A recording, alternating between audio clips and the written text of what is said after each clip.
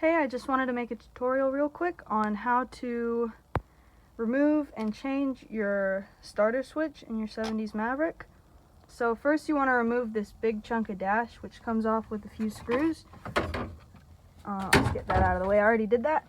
And then under the dash, you're going to remove those 3 nuts and 1 bolt.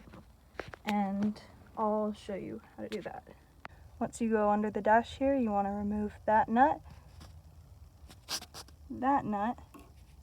and then there's nothing there that you have to remove, but you have to remove this nut, and then right here there's a bolt that you have to remove that's in the way from pulling the whole thing down. Once you loosen those 3 nuts and that bolt, the whole thing drops down a few inches and you can get to the starter switch back there, which is held on by 2 7/16 nuts and a electrical plug. So yeah, I already loosened them up a bit. I'll loosen them up all the way. Now that those nuts are loose, we're gonna go back under the dash and unplug the plug. Once you go back under the dash here, it's that plug with the big yellow wire and the big black wire with the green stripe. So yeah, I'm gonna get that unplugged.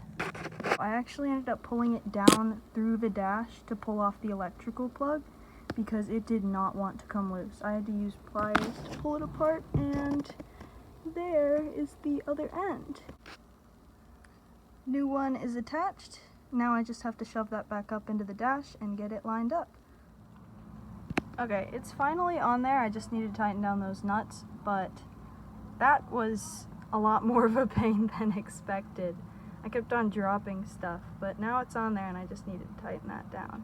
And also you want to get that little arm onto the thing properly.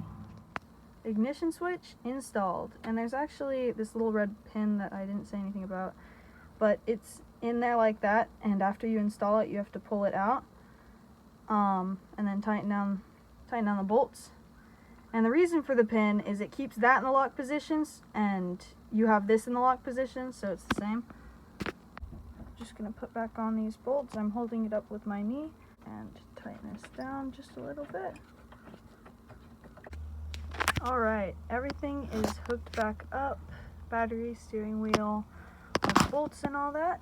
But unfortunately for me, that was not the issue on why my car wasn't starting. But this switch feels a lot more snappy now with that new switch in.